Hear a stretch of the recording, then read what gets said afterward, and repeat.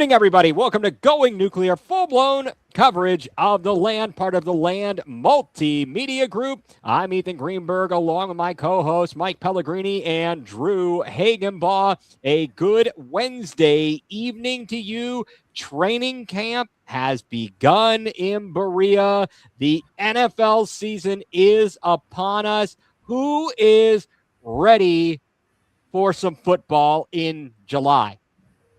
Oh, I am, of course. I love football in July. It's like Christmas in July. I mean, yeah, me too. Mike, are you prepared for football season and footy season? And I'm definitely prepared for some Ohio State football as well. Oh, yeah.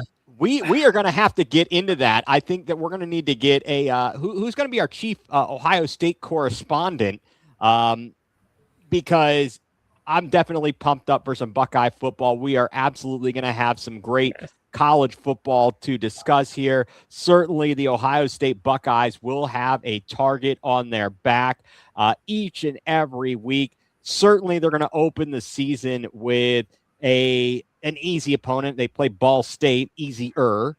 Never overestimate your opponent. You don't want to be Michigan losing to Appalachian State. And then they're of course, going to have to travel down to go to Austin and take on Texas. Arch Manning, they've got revenge on their mind.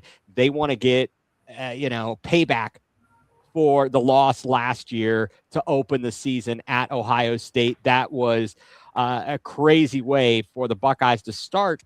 And we'll get further into that later, because that could turn out to be a pivotal game.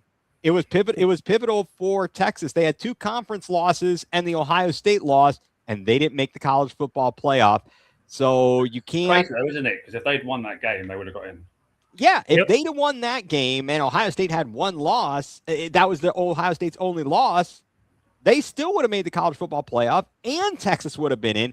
It's just crazy because they really blew it in the conference games, did Texas. But we'll turn our attention to that momentarily and in follow-up episodes. But today, let's start off talking about the Dog Pound. Let's talk about your Cleveland Browns. Training camp open. The vets are there. Everything is underway in Berea. Yesterday, the big news that came out was that Denzel Ward has been given a new contract, a new extension. He had no more guaranteed money left. He is once again the highest paid defensive back in the NFL. Guys, what do you think precipitated that move? Where do you stand on it, from the perspective of he's a veteran or anything of that nature? Drew, what do you think? I mean, with the departure of Myles Garrett, Denzel is probably one of the last guys from, like the 2017, 18. Well, obviously Denzel was drafted in 2018 with Baker in pick 4. But, the bigger guys, the bigger names, because obviously in 2017 it was Myles Garrett. 18 it was Baker, Chubb, and Denzel. That kind of era of guys is pretty much over. The fun Browns era where we were actually winning football games and, looking good. We had Jarvis Landry, OBJ. Those were some fun times, but Denzel's basically he is the last man from that time. So I think it's one of those things where it's like, we don't want to lose him either. So let's just lock him down, make him a Brown, keep him a Brown forever. And, again, he is the best corner in the NFL, hands down. I don't think there's anyone better at this point. Guys like Jalen Ramsey have regressed. Other guys have regressed. Denzel, to me, is by far the best DB in football right now. Mike, what do you think, my friend? I totally agree. And by the way, Denzel Ward and Grant Delpit are now our two longest-serving players. That's Delpit too. And Delpit, he's been kind of an interesting or amazing story. Certainly, he has become a very valuable member of the defense in the defensive secondary. And I like that they made that move today. We'll get to that again in a moment. the Denzel Ward contract, as I see it. So it's the value of the contract, 2 years, $62.2 million. It secures him through 2029. The guaranteed money is $52.3 million. So I think that's good. And as I'm reading it here, he surpasses Trent McDuffie, who was he was traded in the offseason, was he not? In a big trade. It was a big acquisition, the trade that was made to get Trent McDuffie. But that's good. The Browns needed some stability. As you mentioned, Drew, the fact that they let Nick Chubb walk. Yeah. And then Myles Garrett, they trade him, and Baker Mayfield had been traded. And so they need to keep some stability, and he is truly a leader for this team, a great spokesperson. I know people I've got some friends specifically who like to crap on him and question his durability. But honestly, you don't hear anything about the guy bad. And it's a breath of fresh air to have that situation. That's a good way. That's a good way, I think, to start things for training camp and the Browns. You get that taken care of. Then today, the Browns are on the field, and Grant Delpit wasn't planning on practicing. He's just standing there with a towel on his head.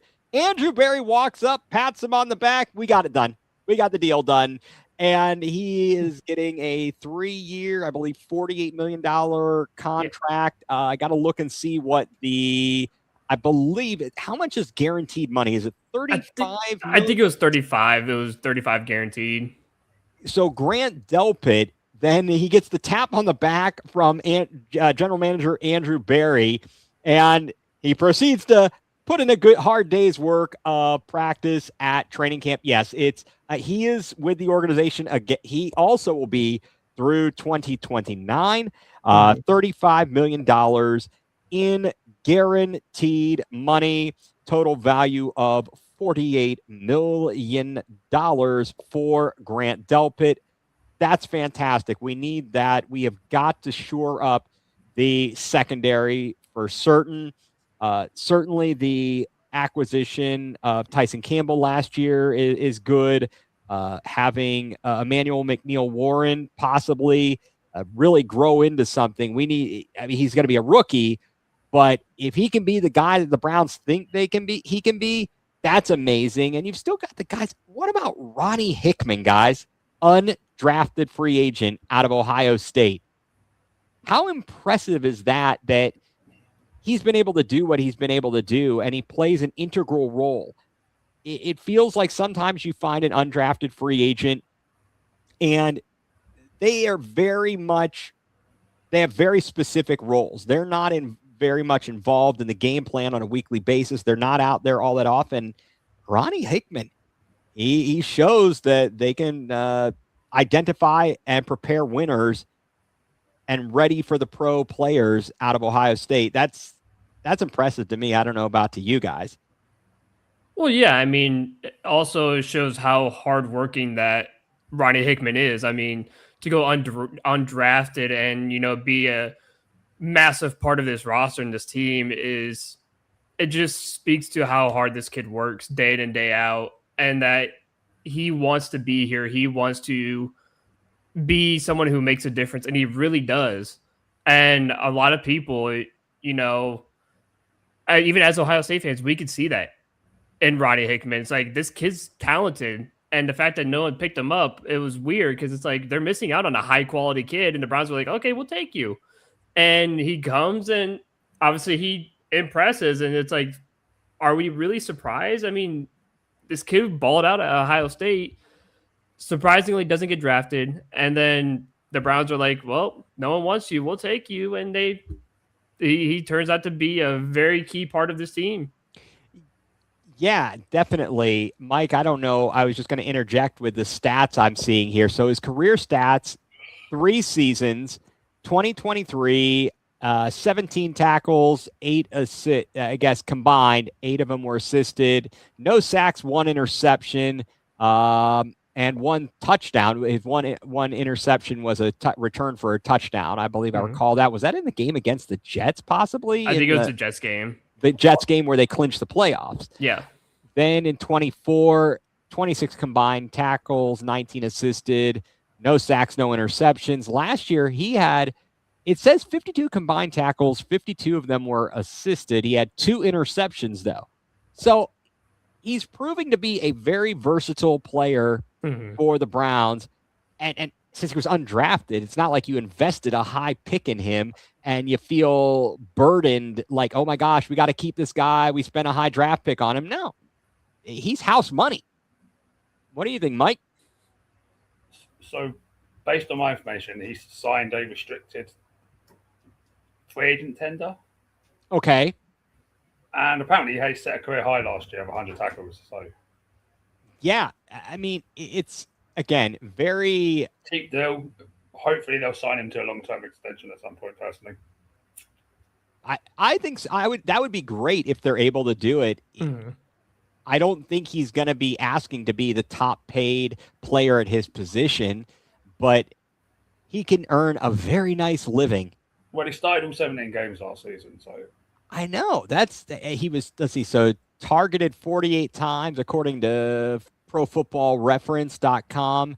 So 30 completions on 48 targets against him, 62.5% completions. He gave up 403 yards, 13.4 per completion, 8.4 yards per target, 1 touchdown, rating of 78.7. I mean, it's not bad. I don't know where he ranks, but I feel like you don't hear anything bad about the kid. And that goes back to the Denzel Ward thing, and I could even say the same for Grant Delpit. You don't hear anything bad about these guys, and that's really nice. We've had such craziness, and we still kind of sort of do. There's obviously a circus around Shedeur Sanders and Deshaun Watson. And we don't need any more circuses, I guess. Yeah, I also took a look at his PFF grade. Okay, what'd you find? What did you find? So the 71.6 was his overall grade from PFF, and it ranked him 21st out of 98 strong safeties in the NFL.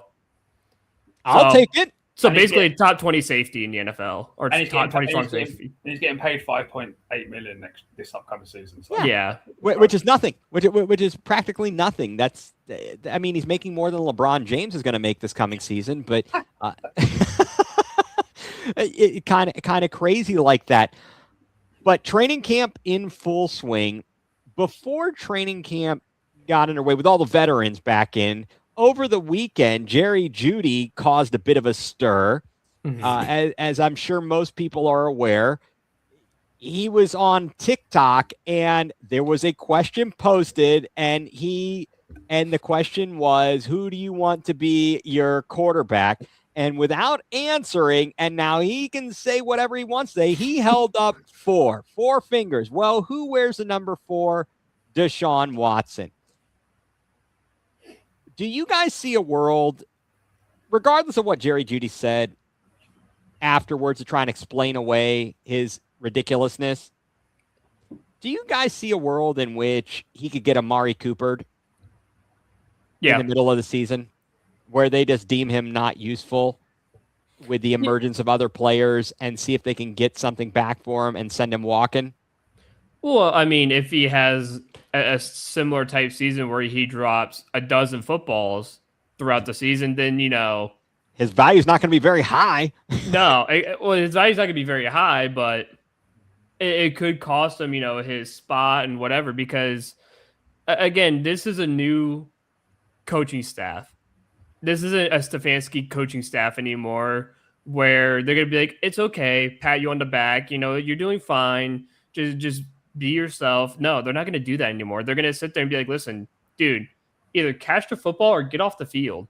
Like, if you can't catch, then we're just going to use Tillman or whoever else we have, and, we'll find someone else. We got Bond, Tillman, we got other guys who are going to fight for your spot. So you either catch the football or go sit the bench and hang out.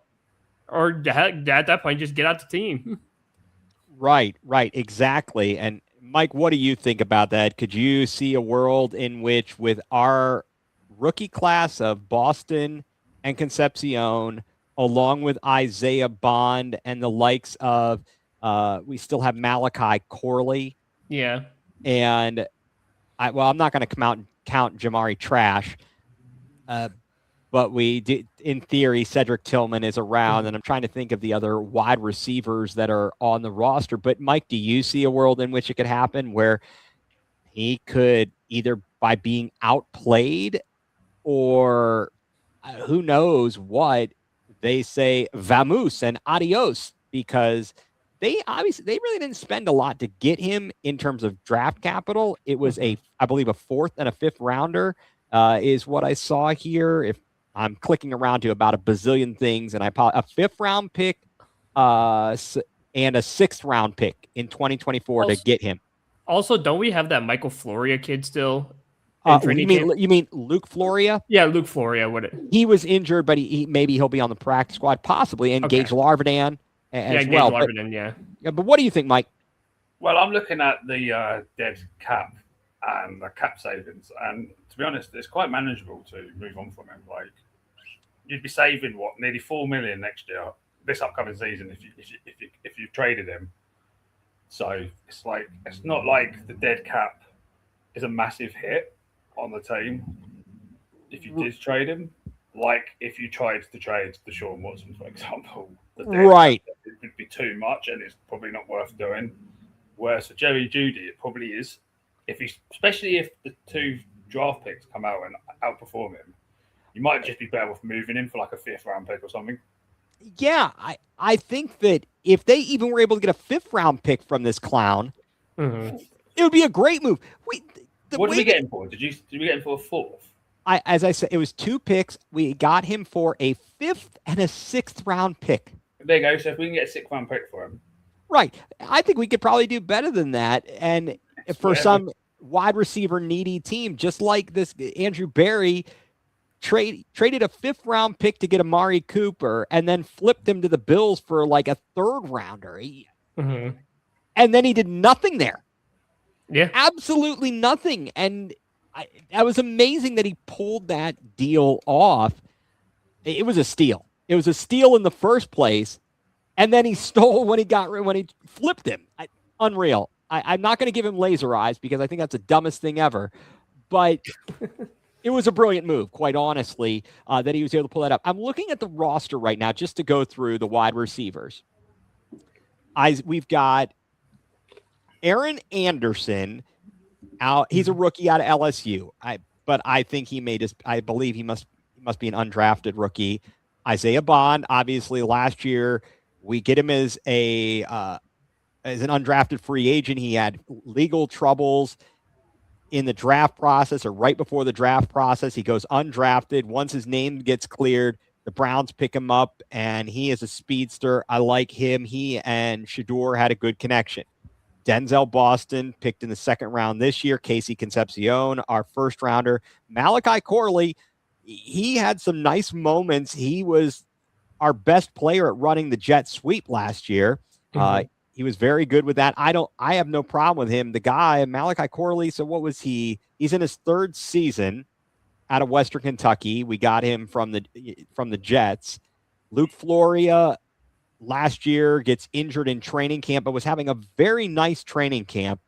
And if he could turn out to be, who knows, just some guy that can stick around and busts his ass out there, who knows what he could be. He's a little bit undersized, but hey, I wouldn't count him out. Then you've got Jerry Jeudy. You've got Gage Larvidan out of South Carolina. He came on out of nowhere.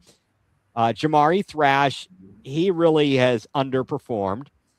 Cedric Tillman, his problem is he can't stay healthy and on the field. And then let's see, I see Tylan Wallace, who I believe we got him from Baltimore. Yep. Specifically, we brought him in to be a return guy.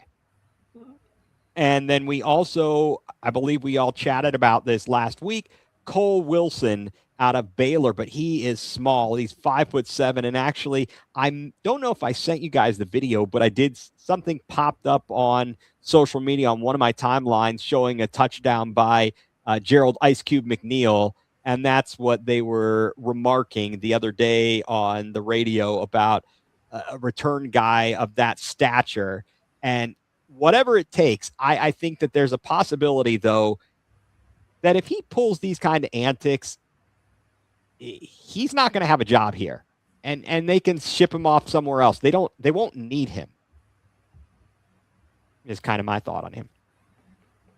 Well, yeah, I mean, at the end of the day, there's a lot of people in the room who could take anybody's jobs, and that's basically the story of sports, right? Is you have a job to do, and ultimately, when we look at Jerry Jeudy, if you don't do your job, there's, as you listed off about the other 60 wide receivers we have in the room, there's so many other guys behind you who want your spot and who are young enough and hungry enough to take your spot. So if you want to drop again, if you want to have 12 drops and have the most drops by any wide receiver in the NFL, go for it, because you're going to be replaced. And like Mike said, it's not like it's going to eat up much dead cap at all to replace you. So if you want to do that, go for it. If you want to have a terrible quarterback thrown to you, go for it. We could replace you both. You both can be gone. Even if we catch you for the whole year, you both could be gone at the end of the season. And it's not going to hurt any of us. It's not going to hurt the organization. It's not going to. We're just going to forget you ever existed on this team. Like, you're not going to be memorable. So if that's what you want your career in Cleveland to be, then hey, let it be. But at the end of the day, he needs to focus on just learning how to catch the ball and, getting in the end zone.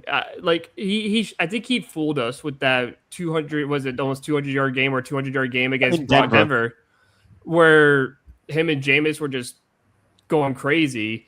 And then after that, something just like happened to where it's like, oh, what is this things on my, what are these things? And what's this round thing coming after me? Like, I don't know what this is. And it confuses the crap out of me, dude. So like, how do you forget how to do your job, which is catching a football? You have one job. You have one job. Like, I get it. It feels like a poorly placed ball or something. Like, I get it. But like, if it's right in your hands and it's through them and it bounces off your chest, you deserve to get yanked by the face mask and just screamed at. Well, what about last year, guys? Do you recall not only that, but I believe I'm going to try and verify this independently. Was it not in the Raiders game where he caught the ball and was trying to do a fancy dance move to juke out a defender? Yeah, he tried to juke it out, yeah. And he got the ball stripped? Yeah, I do remember this.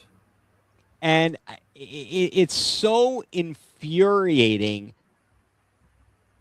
Yeah, that's what it was. He caught it because he was wide open. And I think if he would just caught it and ran down the sideline, he could have had like a massive gain or touchdown. Yeah, he had a 39-yard reception, and he got it punched out because he was trying to do a dance move against a defender. Yeah. And didn't think, oh, someone's coming up from behind me and is going to punch this out. That kind of exemplifies what and who he is. So much potential, but not able to live up to it. What he has definitely been disappointing from his time at Alabama. Well, I personally think, looking at our wide receiver room, that he's potentially going to be like in a three-way battle for like a spot between him, Trash, and Tillman. Yeah, because I think one of our rookies might get in. So the guy that you mentioned, is it Wilson or Anderson might get in as like wide receiver 6, and then Wallace or Corley for like your return receiver. And then the top 3 guys are going to be like the 2 draftees along with Isaiah Bond. So who's the like wide receiver 3 or 4? It's between Trash, Tillman, and Jerry Jeudy, right? That's what I would say. I believe that. Yeah. So one of them's going to make it, and the other 2 are probably going to get traded or cut. So. Right. and some of the other guys will be valuable because they might could play on special teams. This is what I mean. Like one of the UDFAs that we've got, they could be good for special teams. Then you've got Wallace and Corley, they could be good for special teams. As long as Gage Larvin doesn't take punts again, because that dude oh my me. God, that was so bad. That was abysmal. Did he do something about stepping out of bounds or some dodgy stuff? I mean, if I remember correctly. Well, he tried to do the masterful thing where like you put your foot out of bounds and let the ball come to you or whatever, and you get the ball at the 40-yard line, and he caught it first and then stepped out instead of having his foot already out of bounds to do it. We started at the 1 yard line, and so we started at the 1 yard line, and then how many times he's muffed multiple punts? And it was so bad. He was not fit to be back there. But we have been cursed when it comes to return specialists. Every time we get a guy that we want to deem a kick returner, they immediately get injured. It hasn't failed over the past. It has to have been 5 to 10 years since we've had a guy who was a reliable kick returner. I heard them mention that Travis Benjamin. Benjamin was the last one decent that we had, I think. Right. And it's so sad that we can't find anybody. Who knows, though, now that we have a new special teams coordinator, maybe some of that will improve. But we do have Tylan Wallace. If he can stay healthy, that's good. Mike, I believe you mentioned to me Casey Concepcion and his ability to return kicks. I'd be concerned about having him back there to return. I don't want him to get injured. I'd just make him do kickoffs. I wouldn't have him do punts or anything. If you want to do Casey Concepcion, I'd just do kickoffs because kickoffs are probably the least, like he's going to get injured or popped or something. Or like if you want him to do +2, like again, you have the concerns of him catching the football already as a quarterback passes. So do you really want him back there catching punts or catching kickoffs or something and he accidentally muffs one and his confidence goes, and then he starts missing passes from Shador, Deshaun, whoever the quarterback is, and he can't catch the football to save, for a whole game. And I'd rather him not do that. Again, I'd rather use like a Malachi Corley, someone who you only use for like jet sweeps anyways. Just use him, or if you could teach someone like Jamari Thrash or something, or teach someone Wallace. You have Wallace, but in case of injuries and stuff like that, I'm trying to think of just like other guys you can utilize to put in that position. Dylan Sampson, maybe. This is all troubling. I'm hoping though that we can flip Jerry Jeudy for like a DB. Some team that's got a log jam that may give you someone that's at the middle or back end of their depth chart. For send them to Jacksonville again so we can get another good DB out of like Travis Hunter. I don't know. Hey, we seem to have granted the pick this year. Well, the pick that we had from Jacksonville for this year turned out to be Casey Concepcion. We were hoping it was going to be a much higher pick, and then they surprised everybody.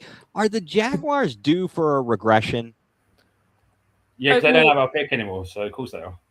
Well, they're also what we call in the soccer world, when you talk about relegation, we call them a yo-yo team, where like Norwich, they were like a yo-yo team for a while where they kept going up and down from the Premier League to the Championship. I think Jacksonville's like that because I think every year since Trevor Lawrence, they would have a playoff season. Next season, they win like 3 games. Then they would win another 11 games. Then they lose another 4 games or win 4 games the next season. So they kind of like yo-yo back to being a playoff team to one of the worst teams in the NFL.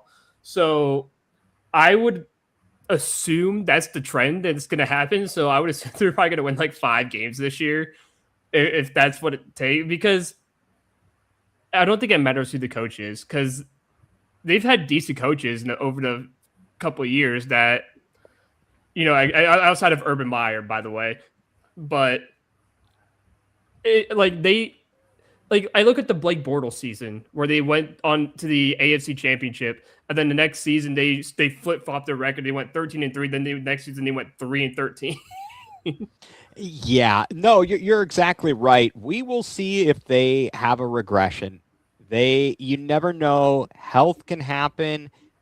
Certainly, Liam Cohen his first year, maybe he came in with some concepts and things that people weren't expecting. To that end, look at Kevin Stefanski. His first season in Cleveland, they get to the playoffs. Granted, it was I know this doesn't really change the accomplishment, but certainly the fact that it was during the COVID season with no fans in the stand, whereas that can impact games in some form and fashion. Players having their guys out. Obviously, the Browns dealt with it themselves.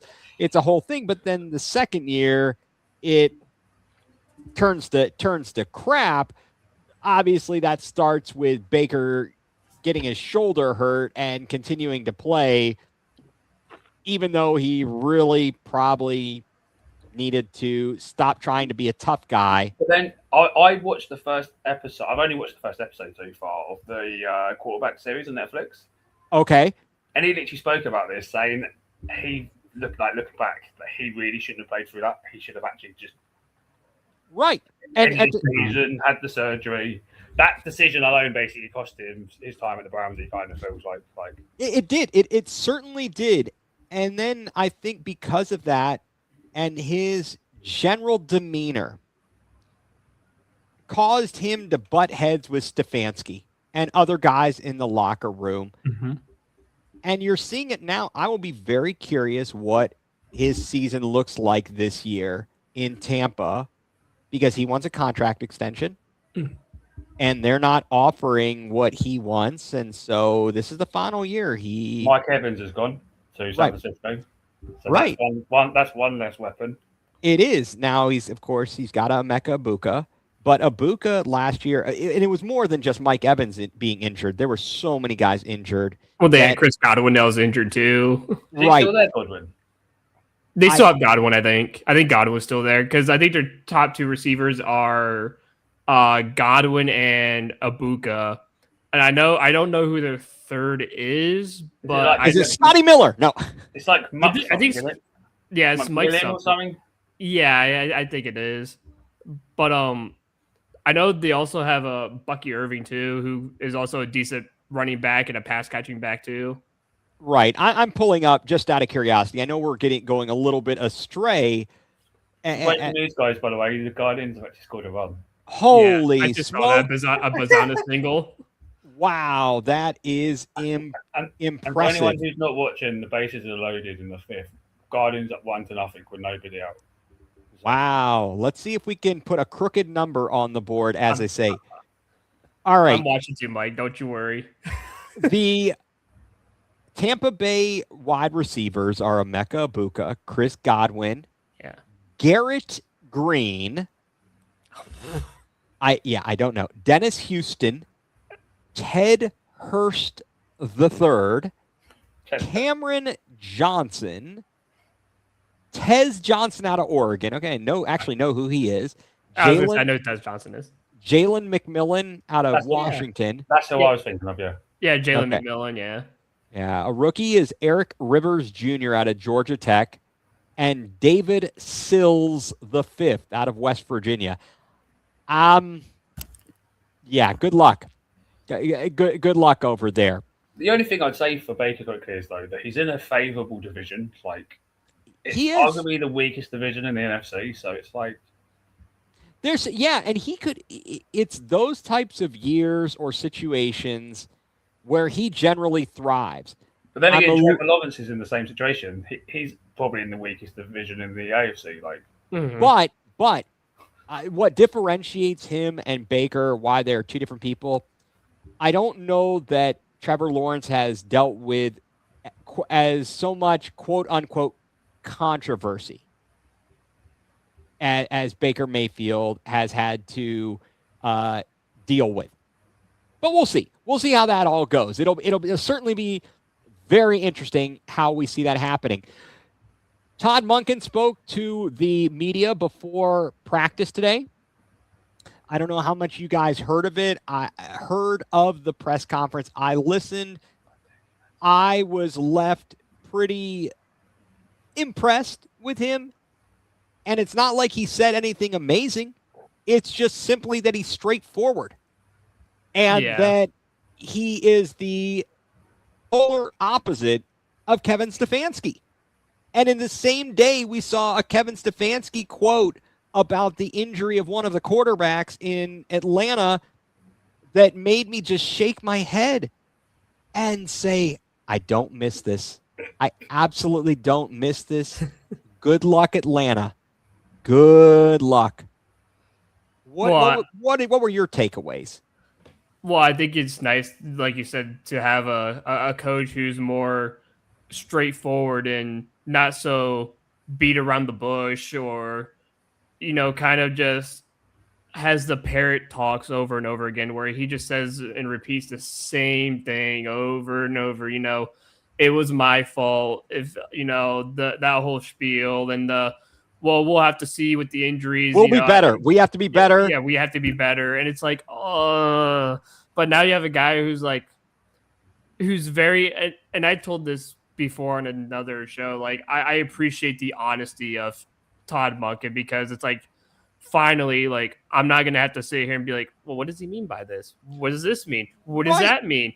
He's like, Deshaun Watson is injured. He will be out for about 3 months. Like, okay, cool. Thank you for being open and honest about it. Not, well, we're going to see. He might train tomorrow, even though it's a 3-month injury. He might practice tomorrow. We don't know. But it's like, well, is he injured or not? Like, what are we doing here? Like, stop playing this game. This reminds me of another team that we support as well. Yeah. Oh, yeah? Tottenham are the worst at this. Yeah, Tottenham, yeah. Oh, yeah? They're not so good at giving straight information. The Kulusevski injury for the last year and a half. Wasn't that meant to be a knock, and he was about to be out for about 5-6 days, and it ended up being like 18 months? Yeah, it was a 6-day or a week knock, and then he's been out for like a year and a half. That's pretty brutal. That is really, really brutal. But it was one of the quarterbacks that Stefanski, was it up the Penix situation or Tua, said, well, he's out right now. Hopefully he'll be back sooner rather than later. Yeah. He always seemed to think that he needed to have some sort of a competitive advantage, and that by being truthful, that was going to decide the game. That was it.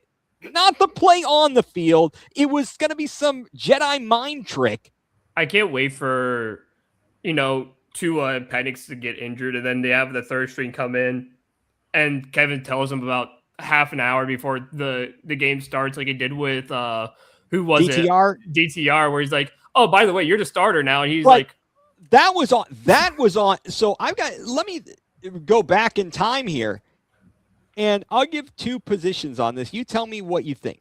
One, it seems, at least in the public eye, that Deshaun Watson kept saying, I'm going to play, I'm going to play, I'm going to play.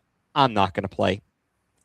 That was partially him, but that's also on the training staff and the coaches to have a real idea, and they need to make a decision. And say, again, that's kind of a la Baker, where somebody's got to be, hey, to steal a quote from somebody in the organization, we needed an adult in the room. Well, we need an adult in the room to say, no, you're not well enough to play. We need a decision now. Not 30 minutes before the game.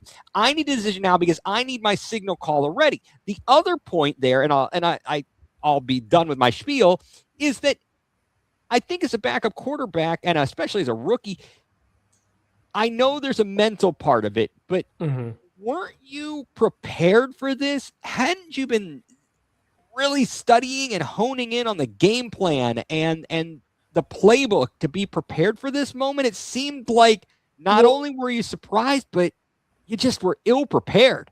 Well, I think it just comes from the lack of communication from the organization and the coaching staff. Like, because again, it's like what we hear. Are you going to play or not? And if you can't give me a straightforward answer, how do you expect me to prepare? Like, I need to not only just prepare mentally, but it's like, okay, yeah, I'm studying play calls. I'm studying the opponent, obviously just in case if injuries happen or stuff like that.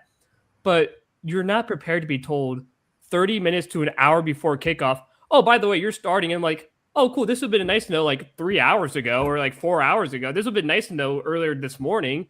Like, I could have came here and prepared a lot better. I didn't know 30 to 45 minutes before kickoff, I'm the starting quarterback against the Baltimore Ravens. Thanks for the heads up, guys. Really appreciate it. Can you tell me like a day or so ago or like 6 hours ago? That'd be fantastic. I would love to know, before I'm done doing my warm-ups. Yeah, I think that you need to be ready at all times. That is something that I also just think there needs to be better communication true. between Both the of those things. Yeah, both. But I think more so the communication, because again, you could have told him a few hours beforehand and let him actually prepare, and so he can get through reads, he could get through, through what he has to do. But telling someone like minutes before he has to go out there and play, like, oh, you're starting. Well, I had reps with nothing but the threes, and I've never what do you thrown want? to this guy before. I They never don't know thrown to my this guy ball. before. Yeah, so like, what do you want me to do here? Like, especially if the player who's injured can't tell you whether or not he's going to play, You need to make the decision for him. you need to make the decision for him. Again, like, if that's been happening throughout the week, let's just say, I need to know by like Tuesday. Like, Right. Are you playing or not? If you're not playing, let me know so I can get this guy prepared and ready to go. So we're not surprised or spooked by whatever is going on. So I would rather have a guy like Todd Monken who'd be like, listen, are you playing or not? No, you're not playing? Okay, cool, whatever. You're throwing in the garbage anyways. Shador, you're playing. So get ready. It's Tuesday afternoon. Get ready. You're playing on Sunday. I'm not going to sit here and play these games with Deshaun. Well, I could be ready. I don't care if you say you. I need 100% guarantee you're going to play. Not I could be. I should be. I will. No, not if it's. I am 1,000% ready to go. I'm not. You're not playing this week. You're done. You're shut down for the week. You're not playing. Right. It shouldn't be about they're going to go out, especially the quarterback. Yeah. I'm going to go out and stretch and go through my pregame walkthrough and see what happens. You can't do that with a quarterback. But no, I think overall, especially a rookie. Right. I think the Monken approach is really good. One of the things he said, and I know we're kind of lagging or dragging on here with the Browns talk, of course, but he mentioned they asked about the timeline for naming a starter. He said, well, by week 1. I like that. I kind of like the funny comedian answer. Yeah. Oh, by week 1, we'll name a starter. And he said that he doesn't want to basically get back into a corner about, well, I told you I'd name a starter by this date, and then that's not going to happen. And he said, allegedly, the play of the players will dictate who starts. And if that truly is the case, that's what I want to hear. I don't want this crap, because it felt like last year there was no way on earth that Shador Sanders had a chance to win the starting job. And for that matter, even though it was only a slightly better chance, there was no way Dylan Gabriel was winning that starting job. It was already made up in the mind of Kevin Stefanski. No, a veteran is going to be our starter, when they thought it was going to be Kenny Pickett, and then it turned out to be Joe Flacco. Having that kind of a mentality is really important. The best guy for the team needs to be out on the field, whoever gives you the best chance to win. I mean, yeah, that's how it's always been, right? We talk about this with the Guardians, the Cavs, whoever. We talk about the best guys need to be on the field at all times. So Absolutely. If Shador is doing the best in camp and he's doing the best in preseason, I would expect him to start week 1.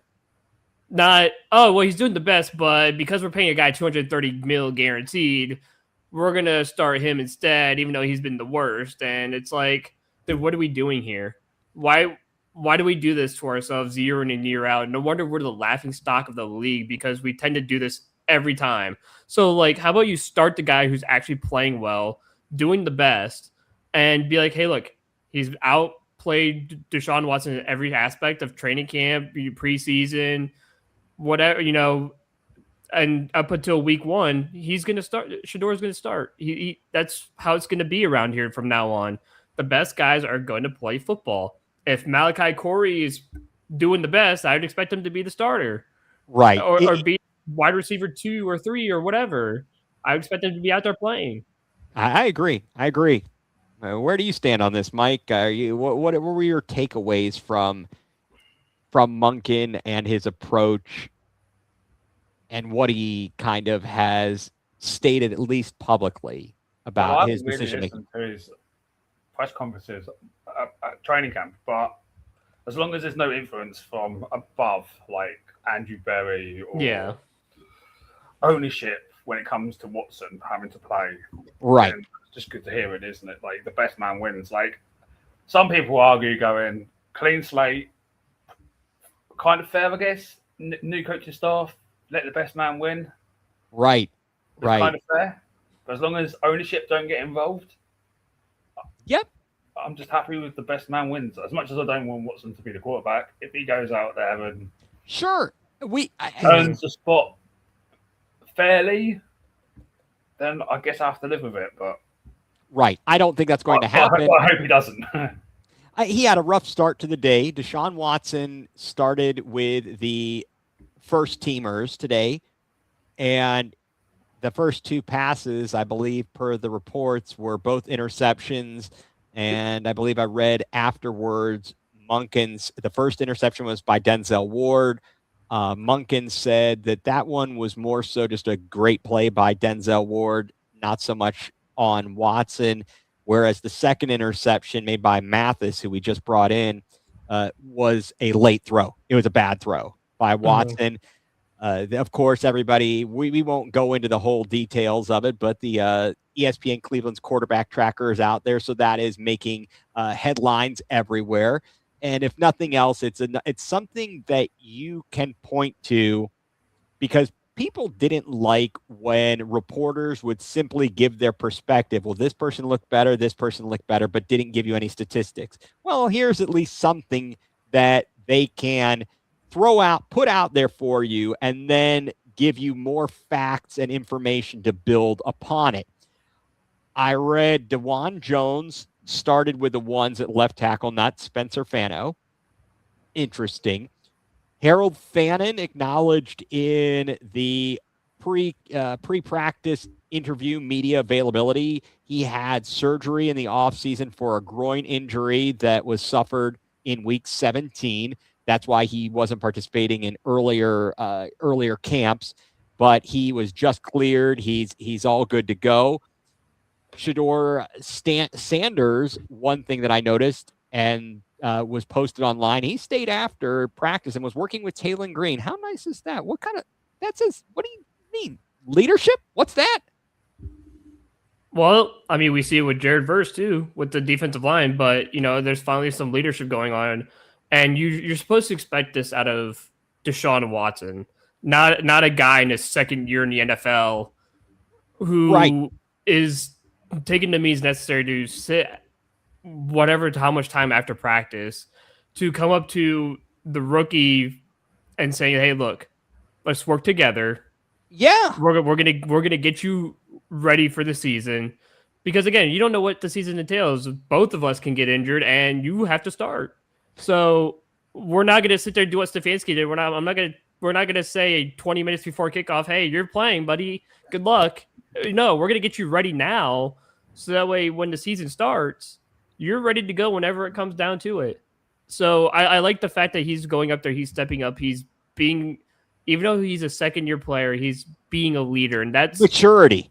It's maturity, and again, you expect that out of your $230 million quarterback to be the mature one and teach the young kid, like, "Hey, look, I've been in this league now for like 9 years, whatever. I'm going to teach you how this game is done, with 9 years of experience. Not, oh, this is a guy in his second year who's played half a season, by the way, to come in and teach your rookie how to play football in the NFL." That's like, I like that from Shedeur. It shows true leadership, but it should be Deshaun Watson doing it, not Shedeur Sanders. Right. I know that there were times last year that Watson worked with Sanders and was helpful to him. But certainly, where were the other guys? Where was Joe Flacco? And I know he had a very different mentality. And then, of course, they get rid of Flacco not too far into the season. And there really wasn't that veteran presence. And the best we can say is that, although we didn't find this out until sometime later, at least in the office, in the building, Sanders was coming in and working with Stefanski in the Mhm. mornings and at least going over stuff, but that's not the same. And the fact that he's willing to stay out there, I have a lot of respect for Shedeur Sanders. A lot of people give him crap, but I'm not going to do that. I just want to see him play well on the football field, to be quite frank. Per Todd Monken, I read that, and he said this apparently on Cleveland Browns Daily this afternoon, Shedeur will lead the first team offense tomorrow.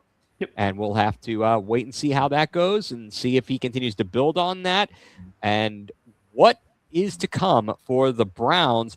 I know we have spent almost an hour talking Browns. I really didn't honestly expect that. We're like 2 and a bit weeks away from preseason, right? Right, and next Thursday night is the Hall of Fame game. Yep. Because don't we play on like the 14th or 15th? On the 15th, I believe we play on Saturday the 15th. We take on the Bears. Yep. We take on the Bears. Want to take a moment here before we go to our next topic, moving on to thank a sponsor of all of the programs here on the Land Multimedia Group, Dick's House of Sport in Strongsville. Be sure to get out to Dick's House of Sport in Strongsville for all of your athletic apparel and shoes and anything else you can possibly think of that you might need or you didn't know you needed. Head out to Dick's House of Sport in Strongsville. As I like to say, it's not just a store, it is a destination. Real quickly, last week when we were on, we were not sure what was going to be happening with the Cavs. There was no announcement at that juncture on where LeBron James was going to take his talents.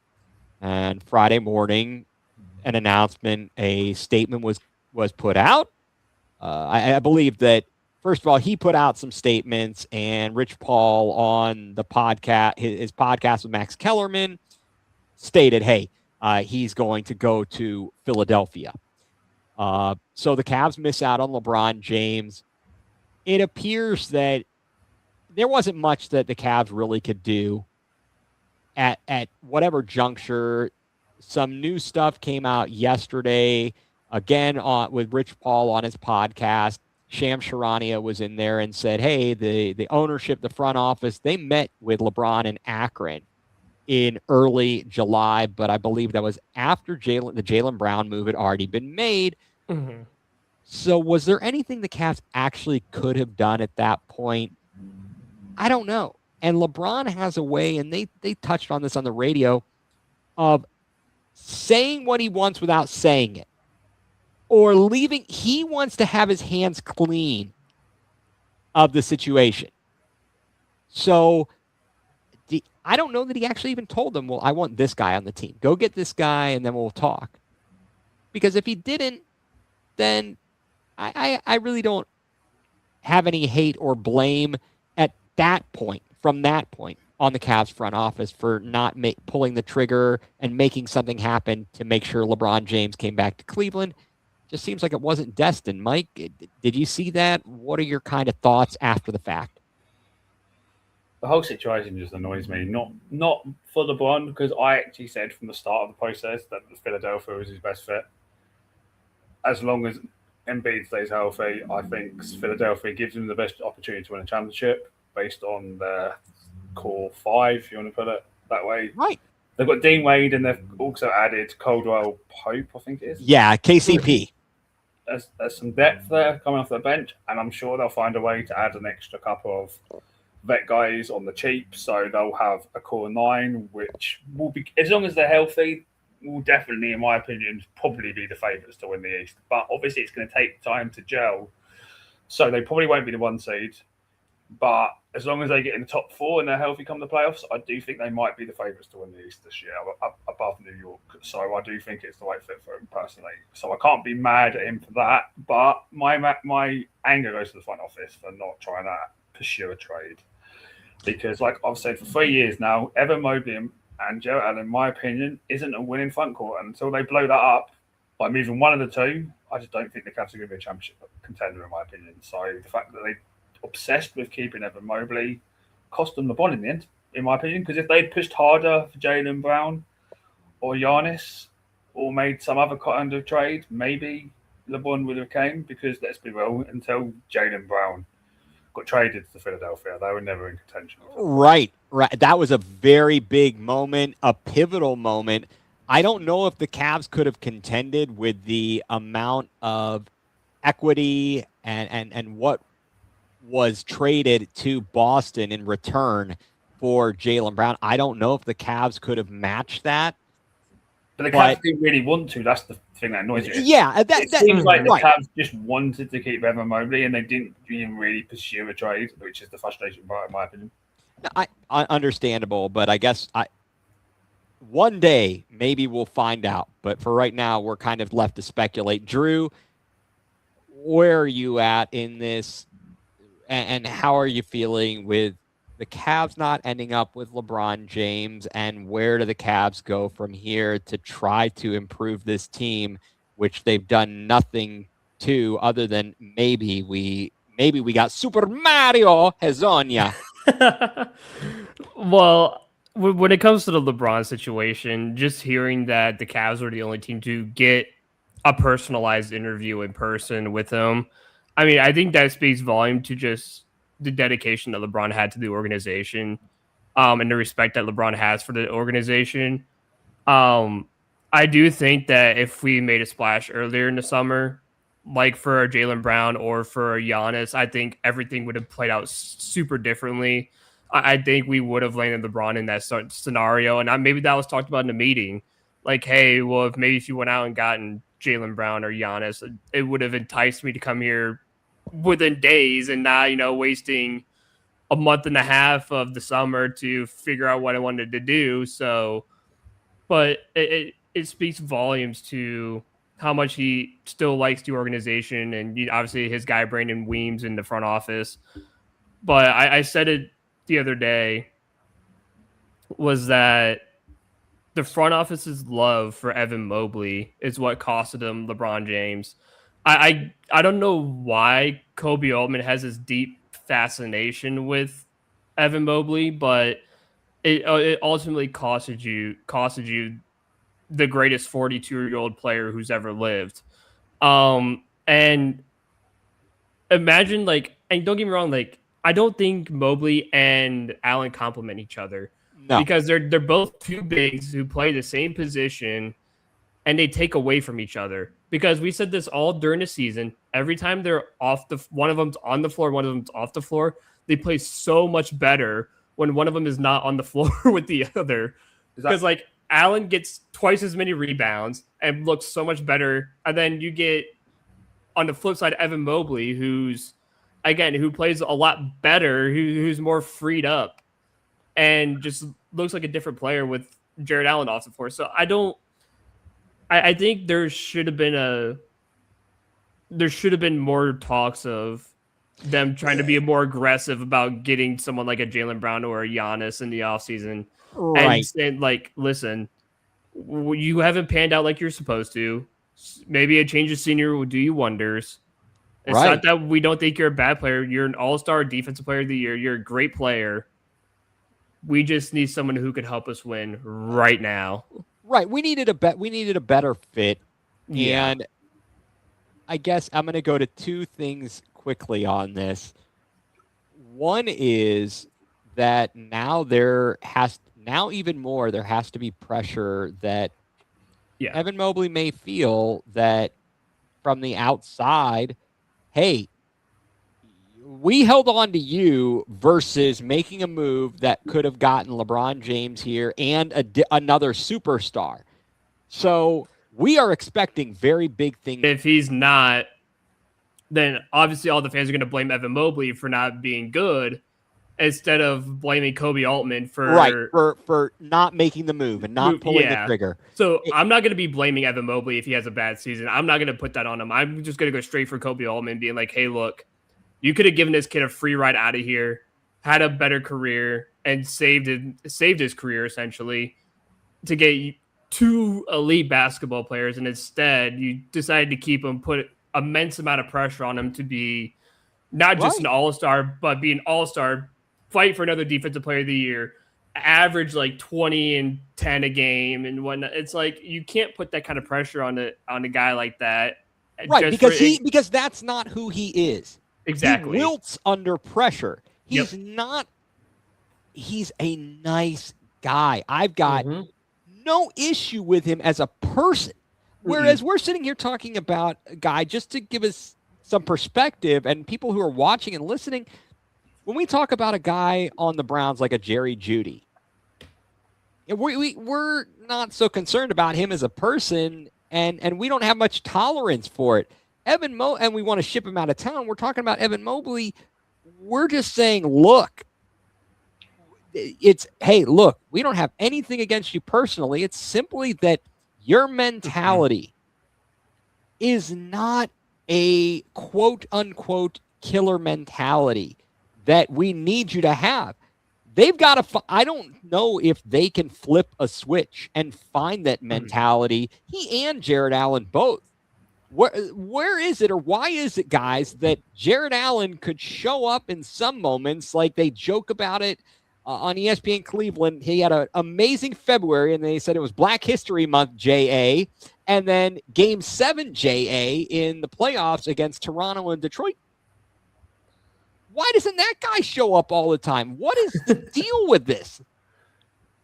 It just doesn't make sense. My concern is that we're going into year 6 with these two guys. And it's like it hasn't worked the previous 5 years. Like, yeah, we got to the conference finals and then got embarrassed, but like it's year 6 of trying to get these two guys to work together. Like, well, and part of it is the coaching.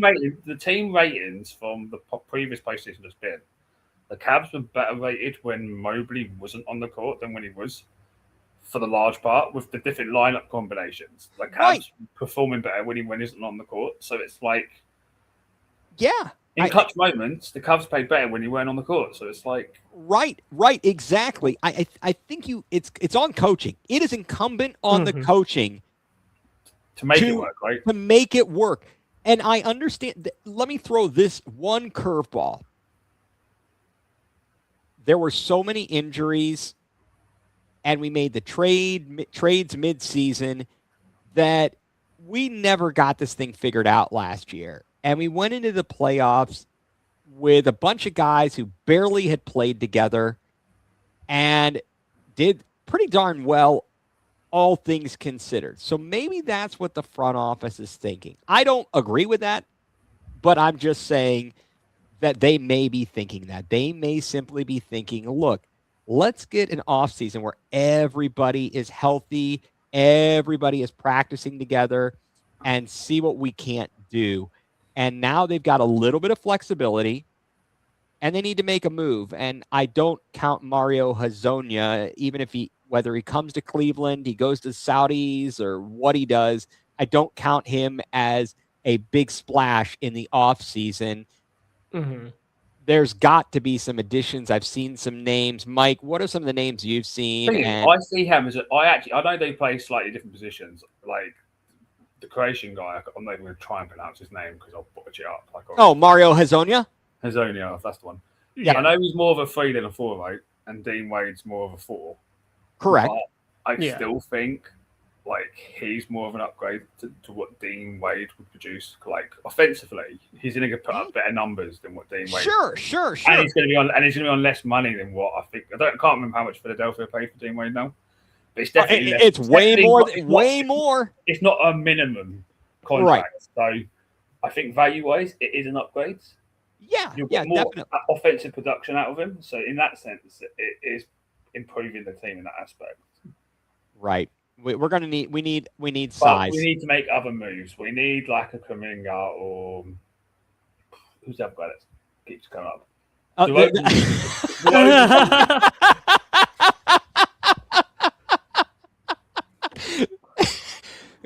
Okay. Yeah. Oh no.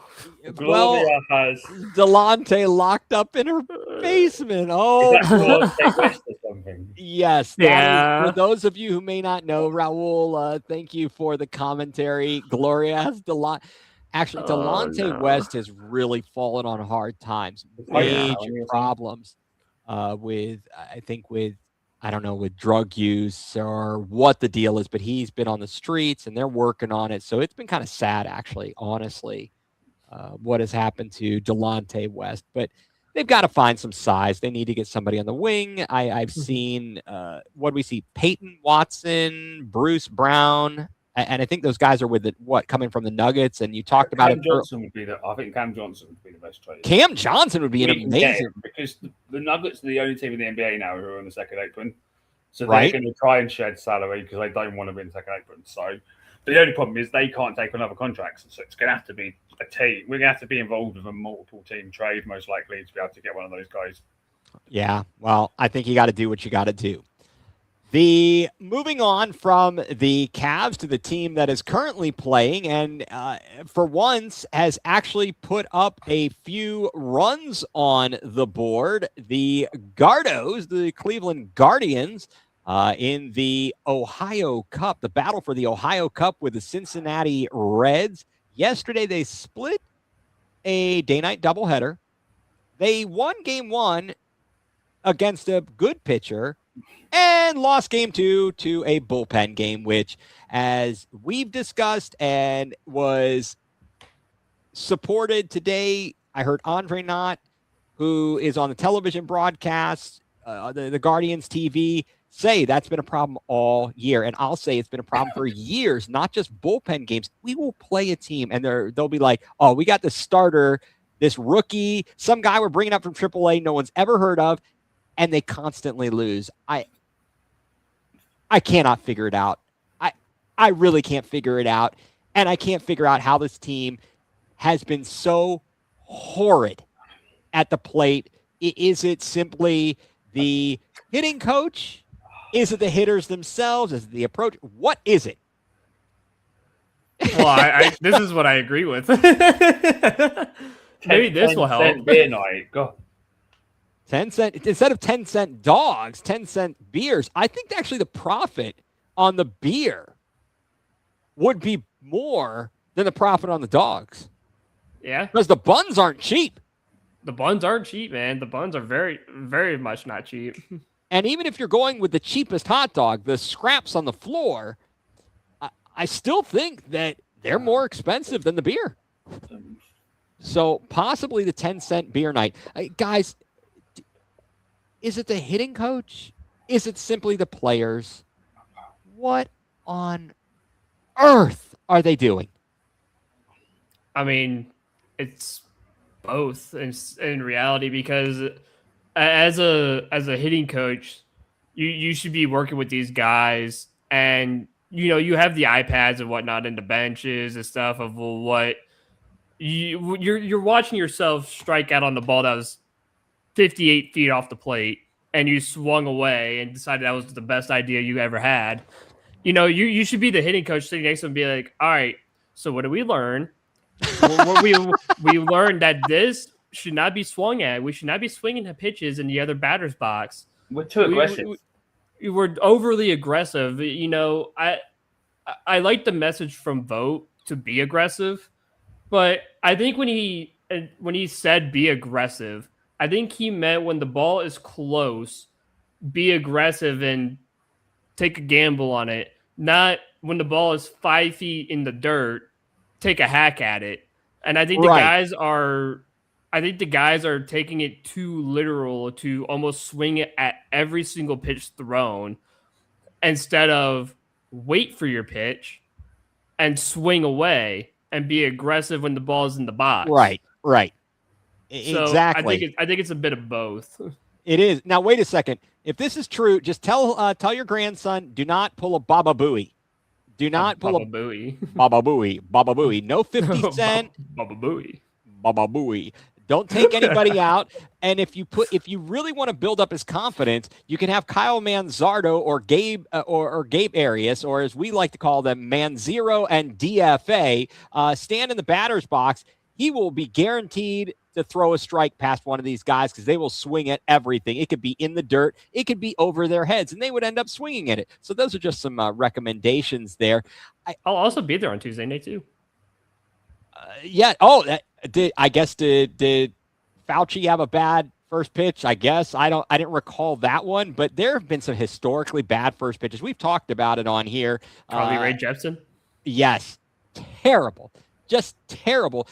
Mike, you and I were talking about this last night. Well, we were talking about it in the group chat, and I was thinking, well, I wonder when the last time was that the Guardians actually were in the top half. It's so comical, this stat. The stat that you said in the chat earlier is just so fun. It's so funny. Yeah, I wondered. I said, well, when was the last time they were in the top half of the major league in hitting average? The last time they had a losing record, basically, wasn't it? Yeah. It was 2023. They were 15th in the major league, and they finished 76 and 86 and missed the playoffs. But years before that, I will say this. So I believe it was from 2009 to maybe 2021. I looked at it earlier. The hitting coach, and I don't know why I can't find it now, was pretty good. We were pretty consistently good. When was the last time? Yeah, 1995. It seems like it's been that long. We actually did have some pretty good hitting years under the prior hitting coach from like whoever the hitting coach was from like 09 to 21, I believe. And I cannot remember his name. It's like a something. It was like a 3-part name. And then he left and they replaced him with Valeka, and Valeka Vastinkad. And now we got Grant Fink, and Grant stinks. And we're terrible again. We got terrible hitting. We have pitching that could carry this team, and we've got guys who are absolutely clueless at the plate, whether that is all on the coach or it is more on the player. I don't know, but you can't keep doing this. This is the definition of insanity. The Guardians are driving me insane. This ownership needs to go. You've got to be kidding me. You are squandering magnificent pitching performances. What's the stat, Mike, on Gavin Williams? And then how many starts in a row has he had with 11 plus strikeouts? And like only the last person or the only other person to do it was Chris Sale, something crazy like that. I can tell you the stat. I'll find it. Yeah, right now, and folks, the Guardians hanging on in Cincinnati, 4-1, bottom half of the 6th inning from Great America Ballpark. 2 on, 2 down, runners on first and second for the Reds. So Gavin Williams has struck out more than 10 batters and issued no more than 1 walk in 4 straight games. That's incredible. The only longer such streak in the history of baseball, basically since 1900, was by Chris Sale, who did that 5 games in 2018.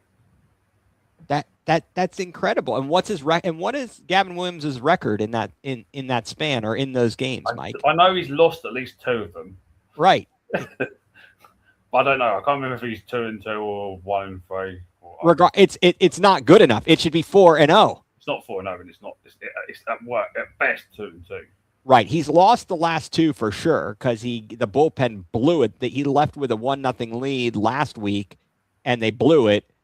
And then yesterday they couldn't muster a run. I swear I feel like we're watching Major League, and Bob Uecker is covering the mic, and we got 1 GD hit. You can't say that on the air. It doesn't matter. Nobody's listening anyway. But I, honest to goodness, looked at the box score and. So who's his next start going to be against? That's going to be. What game did he pitch yesterday? First game, yeah. Gavin Williams pitched the second game. He pitched the second. Of course, he did. Pitched the second game. So he's going to be 1, 2. He's going to play against the Mets. All right, there's a possibility the Mets kind of stink. It'll be the Mets the day after the trade deadline, and they're meant to be trading like something stupid, like 9 guys or something at the deadline apparently or something.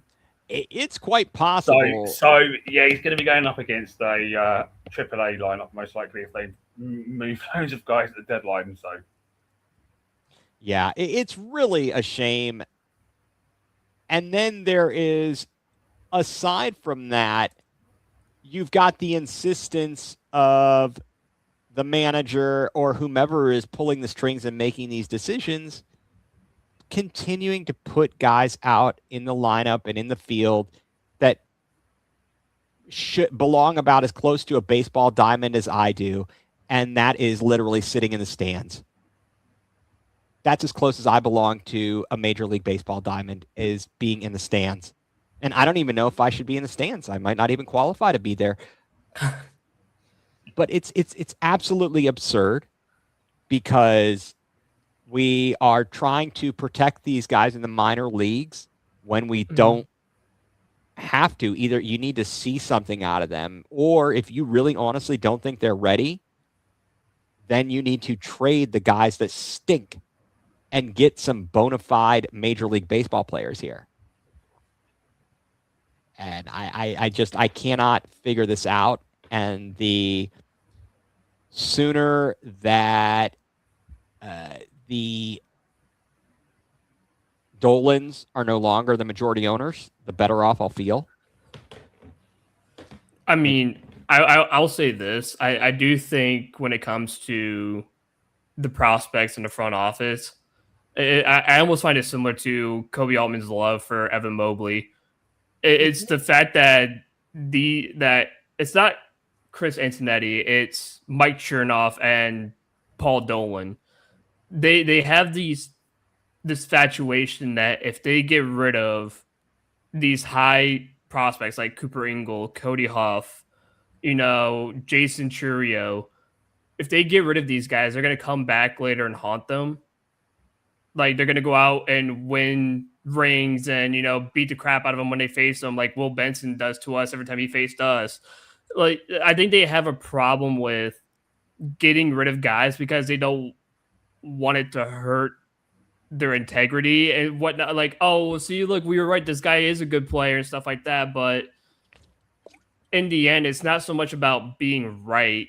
It's about winning baseball games. Who cares about, like, okay, yeah, this guy's a good player. Like, eventually, yeah, these guys are going to be good players in the MLB.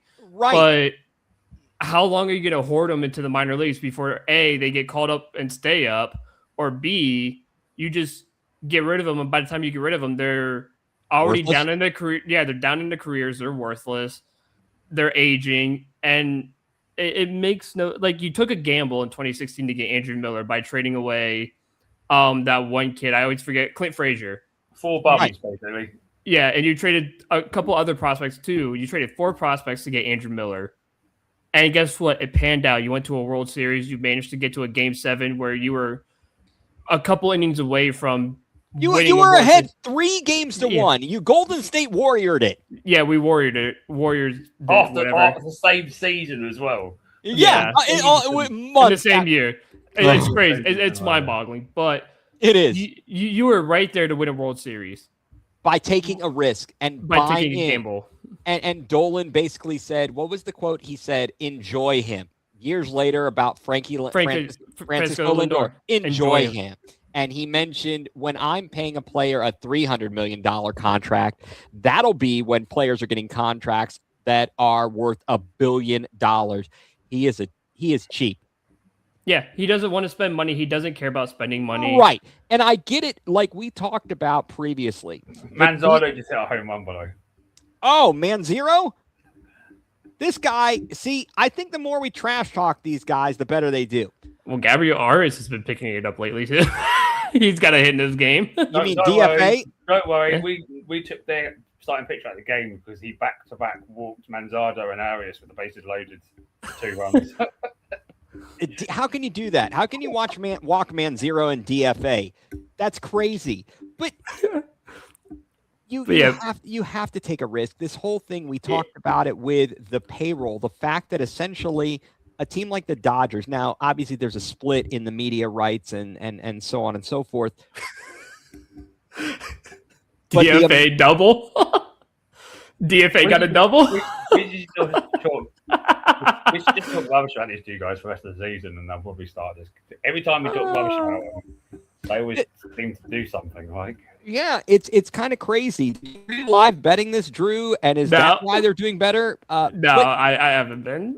Well, that's probably good.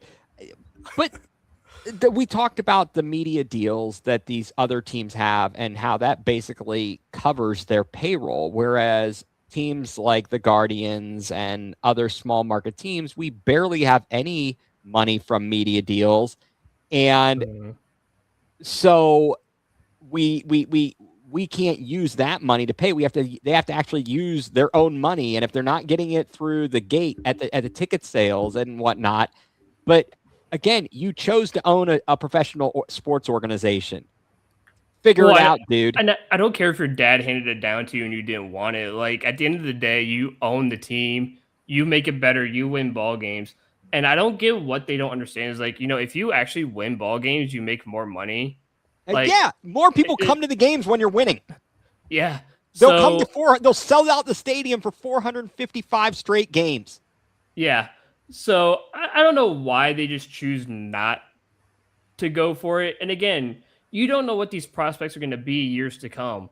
So you might, like, if there is a high price for them now, I saw a guy make a deal today, like a fake, one of those trade deals that you could do on a trade machine or whatever. Yeah, trade machine. He put like Cooper Ingle, Cody Huff, like Khalil Watson, and someone else for Yordan Alvarez from the Houston Astros.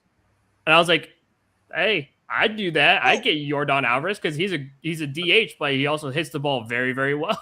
This goes back to what I was saying to you guys earlier. Like, I said we should do a similar package like that for an outfielder hit. My concern is that ownership won't pay the salary. Yeah. Right. That's my concern. Is we've got the prospect pool to give a team like 4 prospects for a bat, but I don't think the Dolan is going to. Right, and that is exactly the problem. What they have done, and yes, I love that, Roldy. Trust me. Oh, Hugh Jackson, and especially with this full lockdown, because apparently a lot of people within MLB expecting there to be no games next year. That's why. Right, and that's fine, all well and good. But so then, why not get some guys this year? They're not getting paid while they're on strike. Yeah, and. What I will say, which I'm going to use the LeBron situation to make a positive note for the Guardians. And you guys probably know this, and we may have mentioned this in talks earlier. Who is one of the members of the ownership group, one of the part owners of the Philadelphia 76ers? Blitzer. David Blitzer. David Blitzer, who is in line to become the majority owner of the Guardians, is with Philadelphia. He's got his hands in a lot of things. I don't think he minds spending the money. And we need a complete 180 when it comes to the philosophy on spending to win. You can't keep stashing these prospects. We've got a backlog of middle infielders. We end up with a backlog of catchers. We've got a backlog of this. Our starting pitching rotation's locked up for the next few years. Like, you've got some guys that you could just move on because they're not going to get a real opportunity. Like, right. If you think about it, turn into a reliever, they're not going to get the opportunity. It's like you might as well add them to the value for a trade. Right. You think about it. Our starters, Messick, Williams, and I know we crapped on him earlier, but in theory, Bibee. Those 3. And then Cantillo. Cantillo pitched tonight. Those 4. So are you telling me, if you told me you've got 4 good starters, 3 of them really good, two really, whatever you want to call it, if you've got that locked in and they're young and you can get them on the cheap early, you're not going to need to do much in terms of starting pitching. You might need somebody in case of injury, whatever, but you don't need to stash all these pitchers. Exactly. It's kind of crazy. The Guardians are infuriating.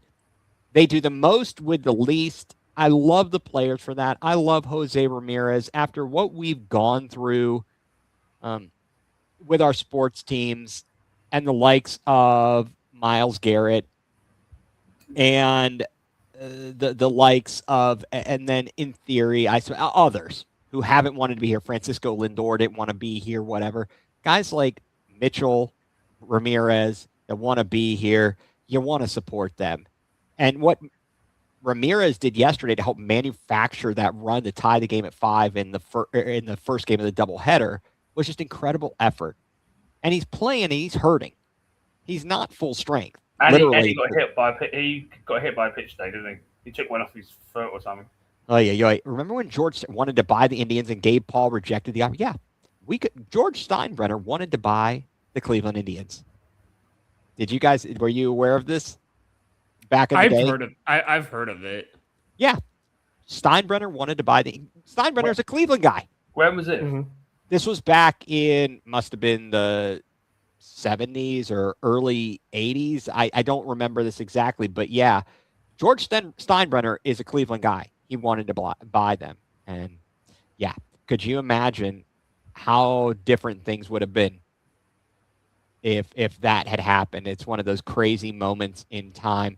Obviously, the Jacobs family and the way they were run, they obviously figured it out. The city, by the time they got to a new stadium and so on and so forth, they had put some things together and they did a great job. The front office has been amazing all the way back to then. When you're talking about John Hart and did Mark Shapiro come after Hart? And now we've got, as you said, Chris Antonetti. Mm-hmm. They have certainly had some of the best front offices in the entirety of the major leagues to keep things going the way they do. Let's hope they can get their heads out of their hindquarters and make something happen here. The trade deadline is now, let's see, we're less than a week away. It is coming up on Monday at 6 p.m. As we've discussed, the possible thing we might get a guy like Lane Thomas, which I don't hate him, but that's not moving the needle for me. And I feel badly. If you're Gavin Williams, are you about ready to go and throw something at your teammates in the clubhouse after losing another gem like that? Gavin Williams is now getting the early season Tanner Bybee treatment, which is right. Like no run support. It's like it's ridiculous. It is. It's absurd. It's absolutely absurd for him to give up 2 runs and be on the losing end of the decision and pitch as well as he did. I feel badly for a guy like him. Like we said earlier, 9 showers. We've been on the back end of this year. We've been showered 9 times. Yeah, Raul, I don't know. I love it. First of all, thank you, Raul, is Corey Snyder available? Hey, at this juncture, he probably would be better than DFA. I'm thinking he'd be better. He's got a better mustache game than Man Zero. Man Zero is hotting up. Got a grand slam the other day. He's at own one today. He's got. I think he got. Didn't he get? I don't know. Well, from now on, but I think from now on, as long as we're just gonna have to continue calling him Man Zero and DFA. So if he likes hitting in the Great American Ballpark, can we just trade him, put him in a package? We could leave him there. Reds. Cool. Can we get Ellie De La Cruz for Man Zero? I'll take Will Benson back. Yeah. Well, he's a free agent, or not a free agent, but he's on the market now. He's not. He didn't even have a team. Oh wow.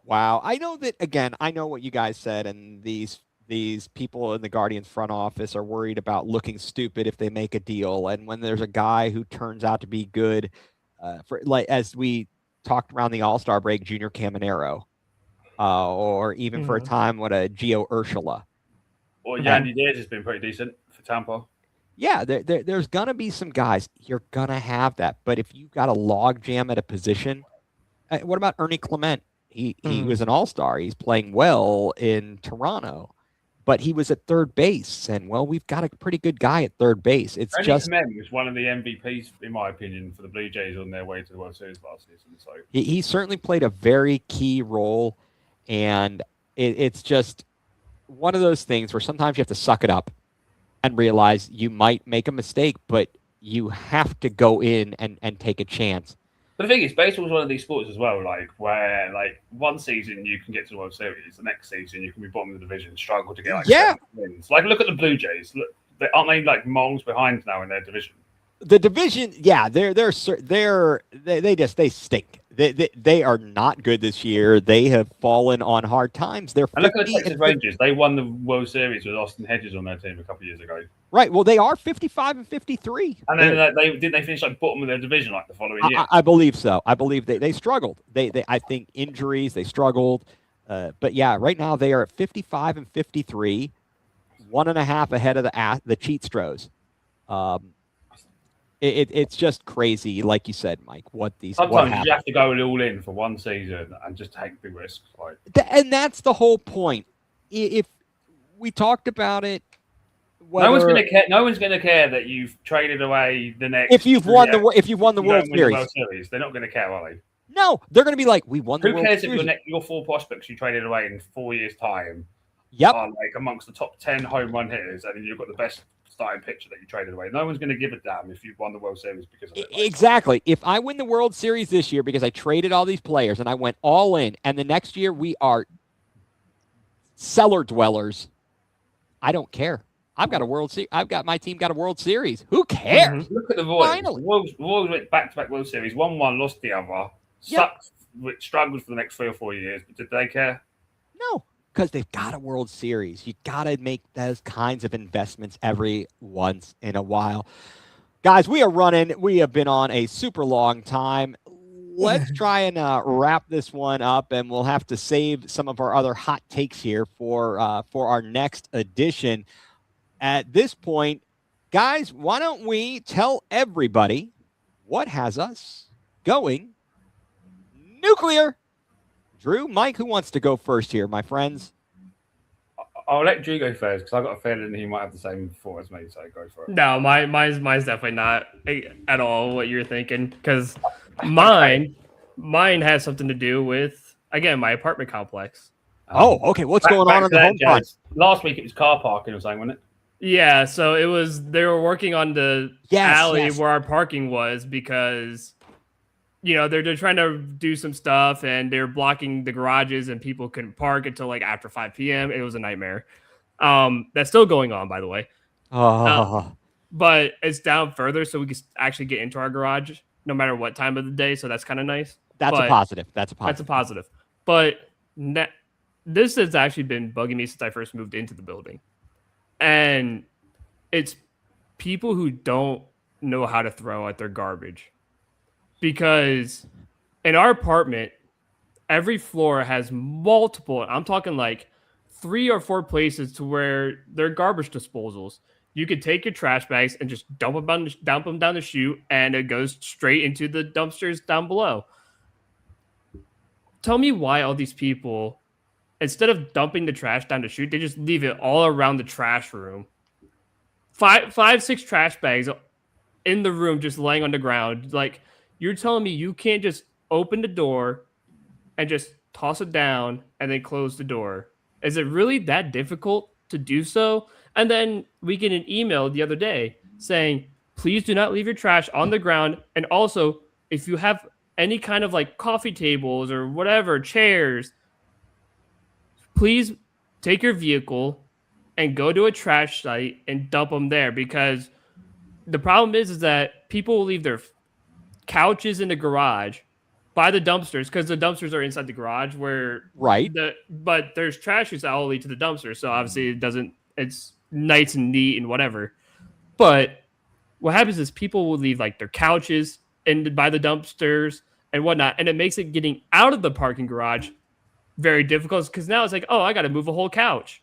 If I want to get out of the garage and go somewhere, I got to move this. And then there's people who leave in the trash rooms. Mind you, the trash rooms are pretty small.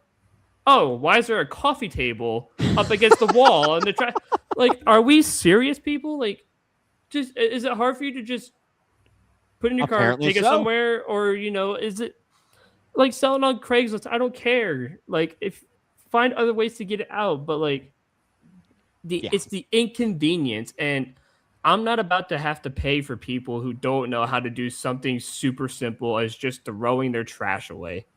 Yeah. And mind you, it's not like it's a bunch of young people that live in this building.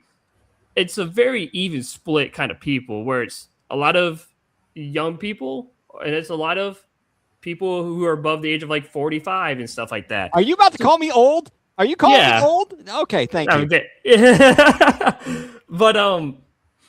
But it just makes no sense of why people can't just do the bare minimum and just That would be throw your asking trash too much, Drew. Yeah, so that's what, and it's been having me going nuclear for the past 3 years since I've lived here.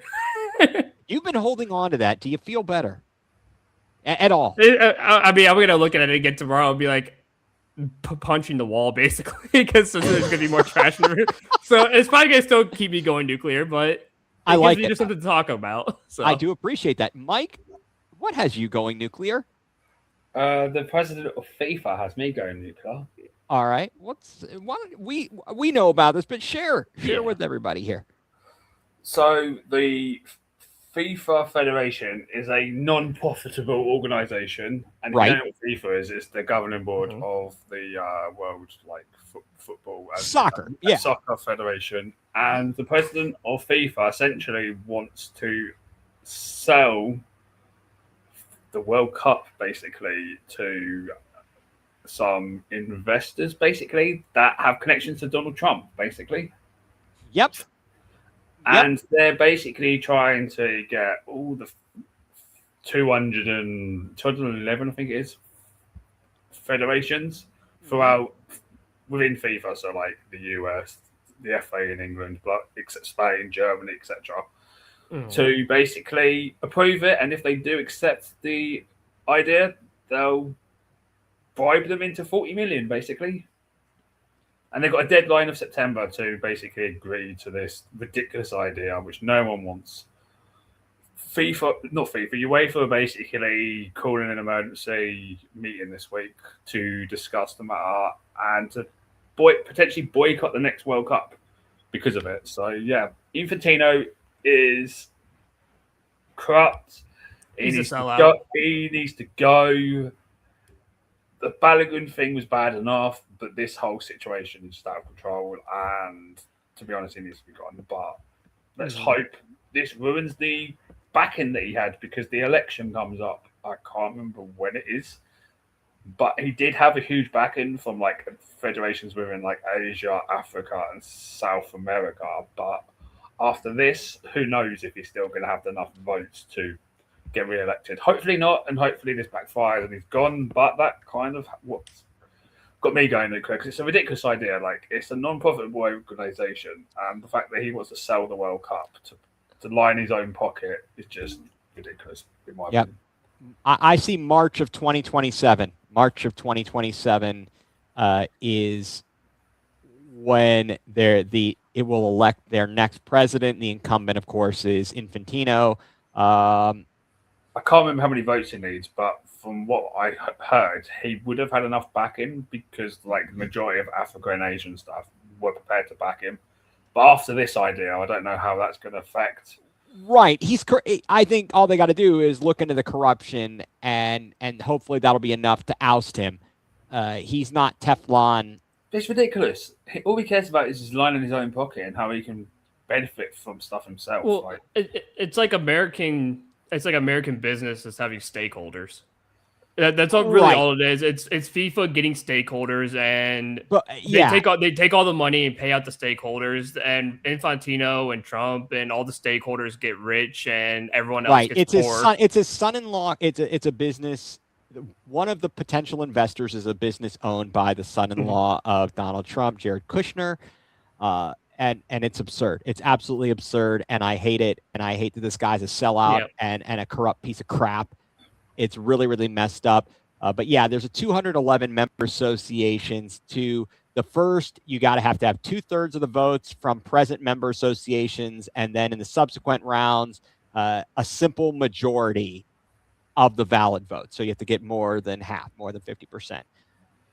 Which he did have the backing for, but after this, I don't know. I hope not. I hope that this blows up in his face because this is a bunch of BS, and don't ruin this game. But you know why he's doing it? Because he's saying that this World Cup generated the most money ever.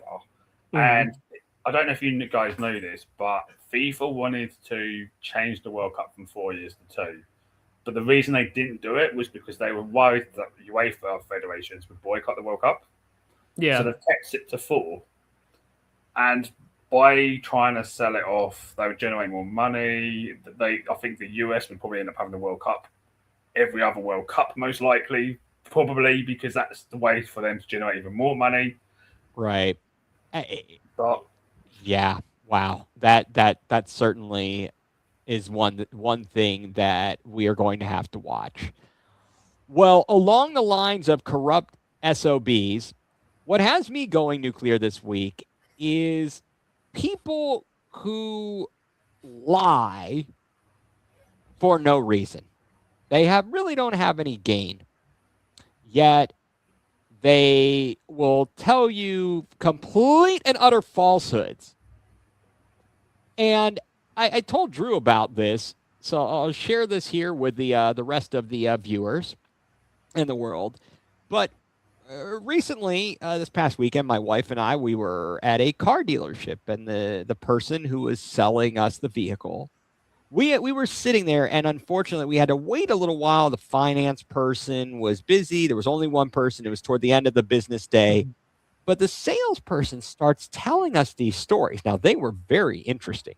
They were entertaining, and really, he was a very good storyteller.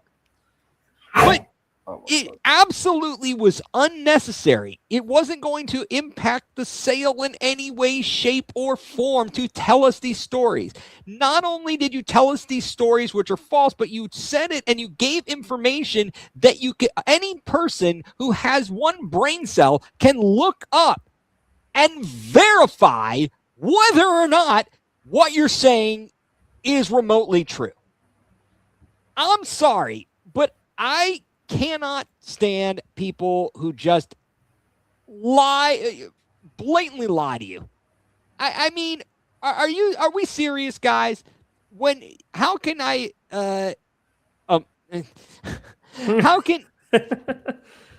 you expect me to really trust people when you've got people like that who come out and just lie to your face, bold-faced lies?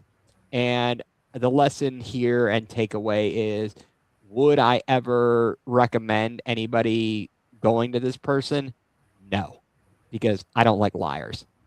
And the fact that this person made up a bunch of crap says a lot to me. And character is important. Character is real important. Mm-hmm. So liars, unapologetic liars, have me going nuclear.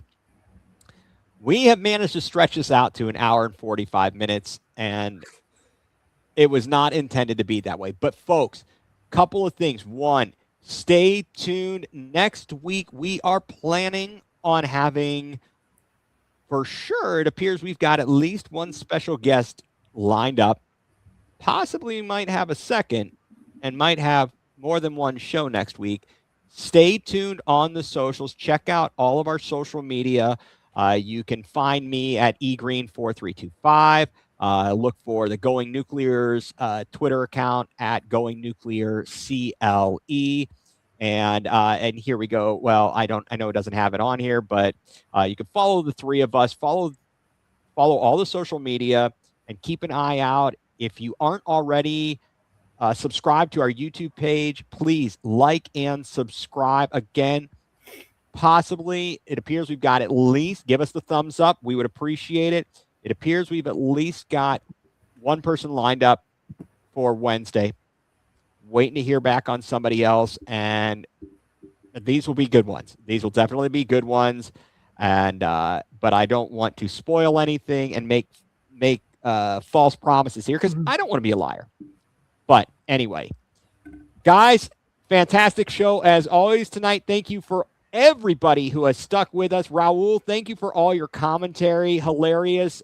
Make sure to check on Delonte and Gloria's Basement. Hope your grandson has does great throwing out the first pitch. Drew, if you're going to be there Tuesday, be sure to check it out and give us a full feedback on that. I want to know how that goes. I'll give a full scouting report. So this is the kid's chance to make the majors. All right, we're gonna get Manzero and DFA up there. Maybe this kid they'll give him 3 pitches and he can throw a strikeout. Just throw a breaking ball. They'll swing and miss. Well, Don't worry about it. Manzarek walked at least twice in this game today. I don't understand it. I don't understand. Maybe they threatened him. They said, if you swing at another pitch, sir, I don't We're know. gonna trade you. I swear to God. I swear to God, I will shave your mustache. Ooh, that's a dangerous one. That is a dangerous one. Folks, again, thank you so much for tuning in. Want to thank one of our sponsors for the Land Multimedia Group, Dick's House of Sport in Strongsville. Be sure to get out to Dick's House of Sport in Strongsville if you are in that area for all of your sporting good needs, all of your apparel, footwear, so on and so forth. So much going on there. And, of course, we are a proud part of the Land Multimedia Group. So, for Drew Hagenbaugh, for Mike Pellegrini, I'm Ethan Greenberg, and you've been tuned in to Going nuCLEar, full-blown coverage of the Land, part of the Land Multimedia Group.